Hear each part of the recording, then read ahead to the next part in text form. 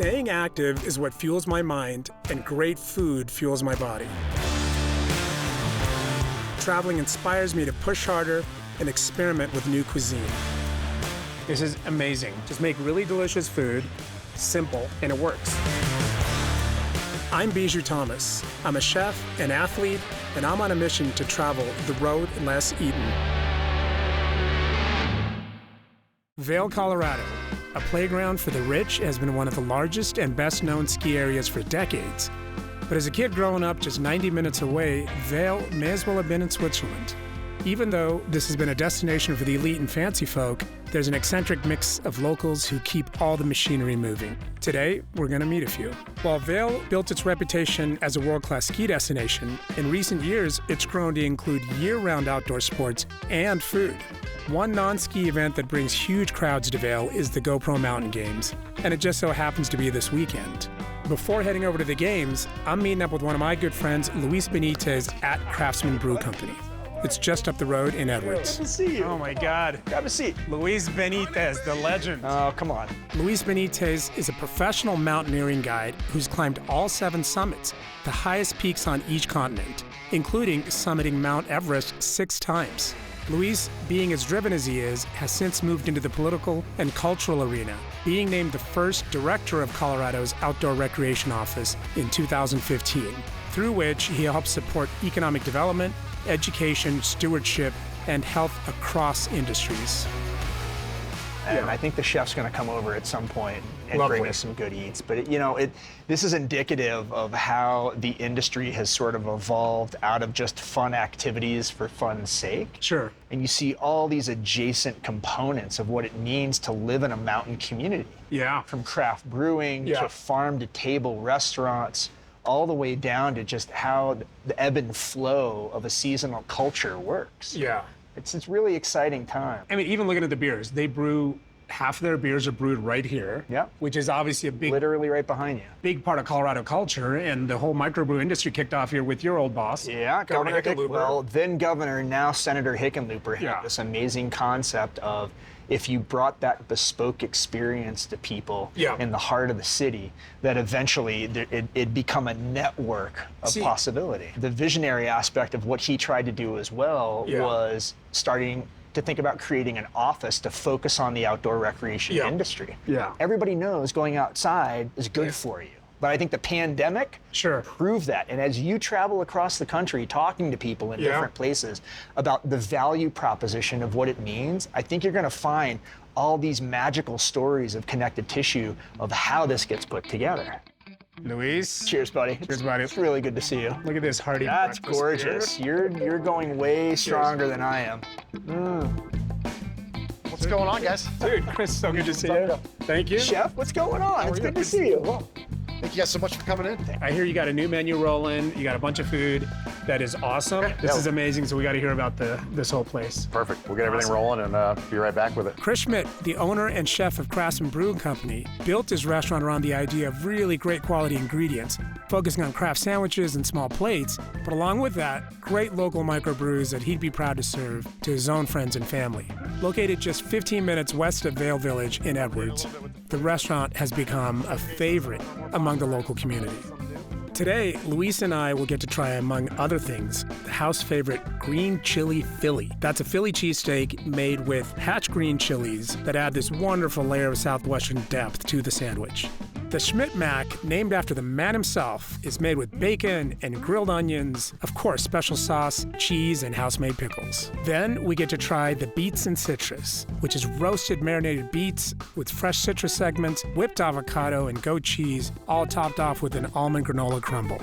And Chris's take on a poke bowl, a base of sushi rice that's been pressed and toasted, topped with ahi tuna, cucumber, and a lime ponzu sauce. And finally, for my sweet tooth, the play on key lime pie. This is key lime filling with coconut and pineapple jam, topped with toasted meringue, a ginger crumble, and lime zest. Is it all your food, or is it collaborative with the rest of the crew? It's all a team effort. And how much of it comes from your brain to begin with? It's a lot of it comes from my brain, but we push everybody to be creative. Restaurants are a really hard industry. It's stressful, busy, long hours. The food, the cocktails, the creative aspect, I think is the fun part. Yeah. And I really want to encourage that and let people contribute and hear their thoughts What kind of food did you grow up on? Most of my childhood was in and around Atlanta, so a ton of like meat and threes and just Southern cuisine. We had a farm in the back. My uncle was, amazing farmer, and I was really close with him. We called him the Bean King of the South, but I'd sit in the back porch shucking peas and beans and all kinds of stuff with him, and lots of canning, lots of preserving, all the goods. People think South, they think heavy fried chicken and grits, and like that 100% is part of it, but I grew up on a ton of fresh veggies. Can you talk a little bit about the people you see coming through here? We see all walks of life being in such a big tourist town. Yeah. But more so than the tourists, it's our locals are absolutely amazing, the backbone of the restaurant. Whether it's diehard skiers or kayakers or people coming up just to fly fish for the weekend. This valley has everything. It's paradise. What's your sport? What's your go-to activity? I moved up here for snowboarding. That was the biggest one. After opening 2 restaurants, having 2 kids, I don't get out there as much as I'd love to. Fly fishing in the summertime, and the summers are my favorite. The weather's beautiful. You can't beat it. Just cool summer evenings sitting by a fire. Nice glass of whiskey. Good to go. We go. It's so good. I know. The flavors, it's all bursting.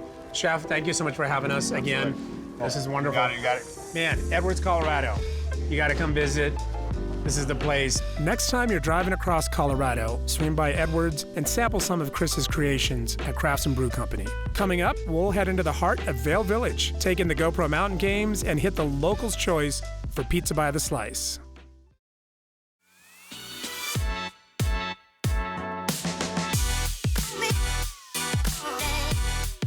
Vail, Colorado is a 4-season resort town, and one of the biggest summer events is the GoPro Mountain Games. My friend Luis Benitez has been instrumental in bringing all flavors of summer activities to the Vail Valley and towns across Colorado. And the cool thing is, now all these mountain towns that have river corridors never thought about having whitewater parks before. Right but now, like in the middle of town, yeah. Eagle's got one, Salida has one, Vail's got one. You can prevent forest fire. And just as I'm saying goodbye to Luis, I run into my buddy Michael Friedberg. Michael is about as local as they come in Vail. He's a former U.S. ski team athlete and was a program director at Ski and Snowboard Club in Vail. And of course, he too is a recovering restaurant owner. So who better than Michael to show us the town and where to find the best grub? Being a food industry guy, if you had to wrap up Vail cuisine in a couple of words, what would you say? I mean, I'd say international and eclectic. Since we are in such a Bavarian-influenced town, I feel like it's only fair that we go get pizza. So we should go that way. Cheers, Michael. It's lovely seeing you as always. Lovely to have you in our hometown. Vendetta's is a staple of Vail, located slopeside and in the heart of Vail Village. This pizza joint is open late to accommodate the locals who are just getting off work or craving a late-night meal. Hey, friend Biju. How are you, man? Biju, so nice to meet you. Michael, the only times I've been here, it's been late at night after a work gig or something, and come downstairs, sit right in front of the pizza deck. It's all locals. Pretty much everyone is in the service industry. They're all here after all the other bars are closed, restaurants are closed. The conversations are familiar. People are familiar. The stories are familiar. It's awesome. Like just seeing normal working folks getting a lot of beers in them and a lot of pizza in between the hours of like 11 and 1 a.m. Yes. This is the place to go. Oh, man. Oh, wow. There it is. Excellent. Sean, what are we having? You've got the Snow Pig there. The Snow Pig is named after Ski Patrol because they're the police of the snow, I suppose. Interesting story about that. The reason we named that slice is Ski Patrol comes to this bar every single day after work and they have a beer. We give them a free beer, and then they get 30% off all of the beers. And you've been here 21 years. Do you still love the pizza? I do. I've been here 21 years. I started out making pizza here, and after 21 years, I still eat at least one slice every single day that I work. A lot of people in Colorado try to make New York style pizza. Yes. It's not that easy to pull off. Right. Why does this work? I think a lot of it is we do hand toss our pizza. We don't roll it out and put it through a machine to stretch it out. It's cooked on a stone-based oven, so it gets that nice crispiness in the bottom of it. It's difficult. Baking at altitude is a little different than at sea level, right? Like if you were to take this pizza recipe to sea level and try to cook it, it wouldn't work. Thank you. It's been a pleasure to meet you. Can't wait to see you again. Thank you. Thank you, Ed. Yeah, man. Always Great good to see you. Yeah. Always. As I wrap my day of pizza and beer, my thoughts start to wander towards tomorrow morning. visiting my favorite coffee shop, and of course, getting in a solid workout. Mornings on the road, of course, call for one thing, and that's caffeine. So I'm off to visit my favorite local coffee purveyors, Marcy and Larry Leaf, who own Yeti's Grind. Who's here? How are you? Dylan. Nice to see that Dylan's here. Dylan's taking care of everything. He's super so stressed. Cool to see you. Look at all this stuff. I haven't been to this one yet, or I haven't been to this shop yet. So. Oh yeah. This is Oh, nice. this is fun. Well, this is the one. This is the center of the village, and super GoPro fun. games right out the window. Are you kidding me? Favorite event of the year every year. It's so good. Pretty cool. Should we get some things? Yeah, we're gonna bring a couple stuff out. We'll go sit and chat, get caught up, and Nice. have some coffee. Thank you. Yeah. What a classic Colorado mountain thing, right? The breakfast burrito. Sausage Right? burrito. I feel like we should take credit for that as Coloradans. I was gonna say that. As Coloradans. Yeah. All right, I'm going in for the Do you want? Oh yeah, avo egg salad. Perfect. avocado egg salad. Look at that. That's It's so good. All right. You weren't kidding. It's an actual egg salad. Oh yeah. I'm getting it now.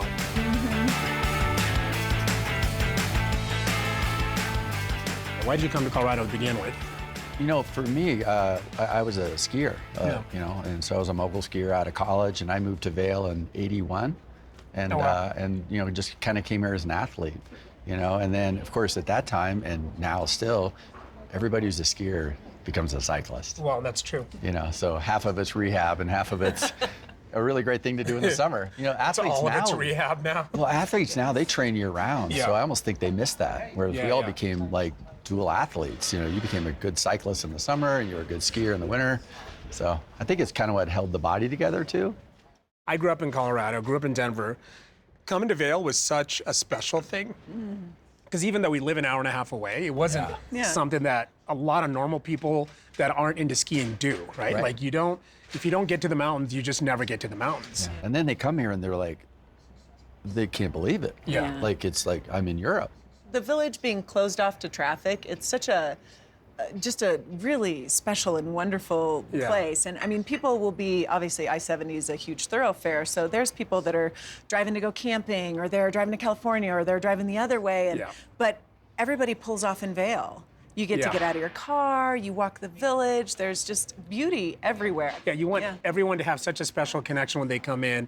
Obviously, they can get food. They can get food anywhere. Yeah. But why are they coming to our places? Or why are Yeah. they coming to our events? Or Because there's why- love there, right? Yeah. The goodness, You know, caring. I mean, I think about it. It's like, we're very similar beings in that in terms of what did we want to do with food and how we Yeah. wanted people to be treated and guests and the whole experience. It was, sometimes I almost think the food was a prop. You know, there was more going on there. Yeah, absolutely. This is what happens when you get a bunch of restaurant people together and we actually revisit why we got into it.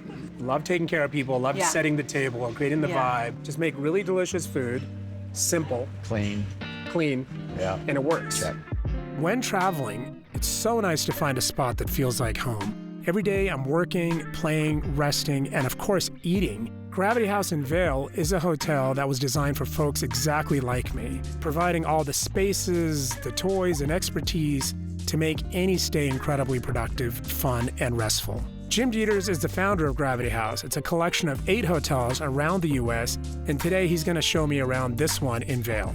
Welcome to Gravity Haus. That is crazy. So The tell me about bear is this. for real. I swear to God, I thought that was like a pencil drawing. It's actually a very famous photographer who's become a friend. His name's David Yarrow. So you're telling me this is a real bear and a real That's person a at the real same bear, real photo. Coffee is all ours. We actually got it, work okay. with farmers primarily in Ethiopia. Whoa. So we co-produce in Ethiopia, we import, we roast all the coffee time? ourselves. I don't think that's a regular hotel thing, is it? No, Yeah. it's not. Usually a hotel doesn't have its own proprietary Yeah. coffee brand.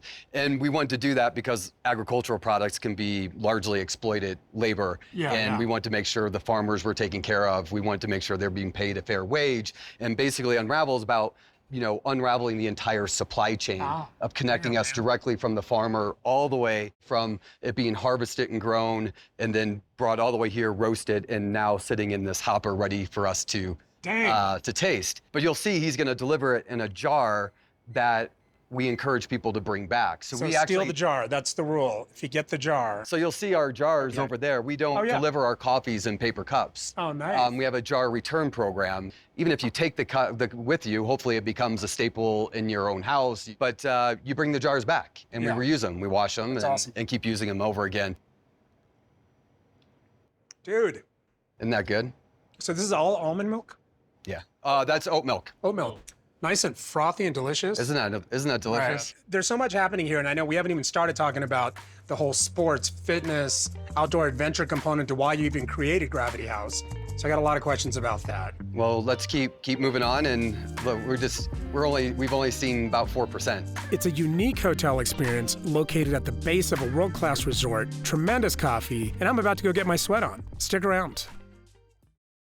Traveling can be incredibly fun and fulfilling, but after a while, it's a challenge keeping up with the routines and habits that keep me healthy and sane. Regular exercise is, of course, one of those things. What's happening, guys? Welcome. I'm so glad you're here. This is Enduro Zone today. We are focusing a lot on high-intensity interval training. You have 4 stations that I will reveal after this.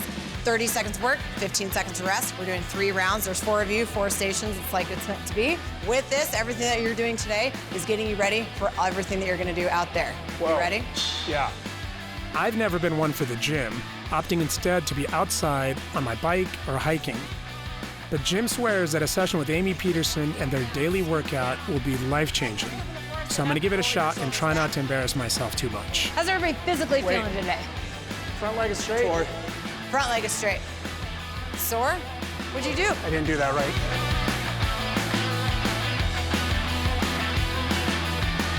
And mountain climbers go to finish it. Let's go, let's go, let's go. Let's go. Perfect.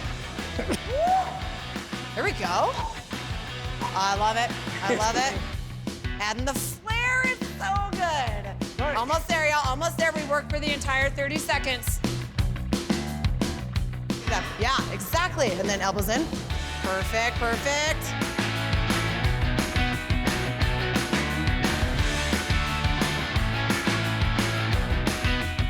Look at Jim over here, who's making it look so easy. But of course, it should be. It's his gym. Quad down, jump in, jump down, jump in, jump down for 5. And then you go 5 regular squats, repeat, repeat, repeat for 30 seconds. Okay? Anybody catch any of that?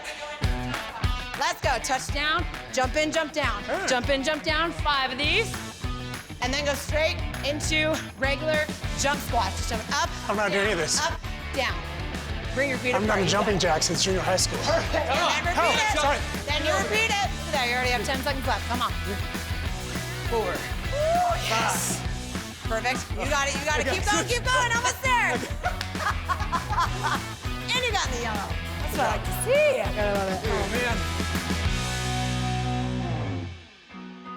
Oh, well, that was a rough one. But Amy's regimen was only the warm-up to a fun afternoon in the mountains. Jim and I met up with Larry, Marcy, and Luis for a quick hike up the mountain. And these are some of my favorite times. Outdoors with friends, talking, exploring, and simply replenishing the soul. I'm glad Luis brought a big bag of snacks for everybody. Snacks. I didn't know it was gonna be that kind of hike. Easier, you have the snacks, right? In nature. That's right. That's actually a baptism, right? Just a There's little animal seasoning. With their feet in the water. Just hanging out. Hey, Luis, how many times have you gone up Everest? 6 times. 6. 6 times. Would you say this feels like one of those times? Absolutely. Harder. Yeah. Are there aspen trees at Everest? Oh yeah. It's and then All about the company you keep. I've always wanted to ask somebody that's gone up Everest. When people say this is my personal Everest, does it like piss you off, or you're like, yeah, I can see how having to work 5 days is a personal Everest. Having to work stuck in a box? Yeah, maybe that would be hard. Yeah. This is what people do for fun in this state. Yeah. Yeah. It's pretty dang cool. Vail is an amazing place to Pretty cool. Let's not forget that the most critical part of any activity is recovering and refueling. I meet up with Jim and Luis a little later in the evening at the Slope Room, located inside Gravity Haus.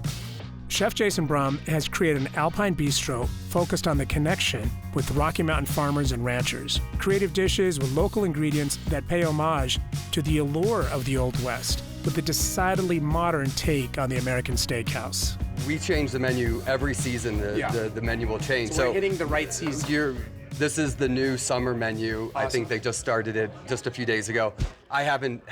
Since I've been out of town, I haven't had a chance to experience the menu, so I'll be getting it for the first time with you all. But it's fun celebrating the seasons, and you watch the space change, the dynamic from how people went from their work day to their workout to dodging the rain and getting their outside time in.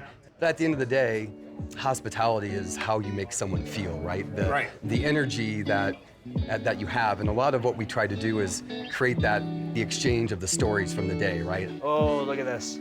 Hello. Hello, hello. Well, tonight we've got the sourdough house-made focaccia with a little burrata, pork belly glazed with tamarind, and watermelon salad. And then we're doing our kombu cured hamachi with puffed rice and a satsuma ponzu sauce. Enjoy the heck out of it and really enjoy it. Thanks, Chef. Thank you. Nobody's thinking about Vail when it comes to culinary in Colorado, but there's amazing places there.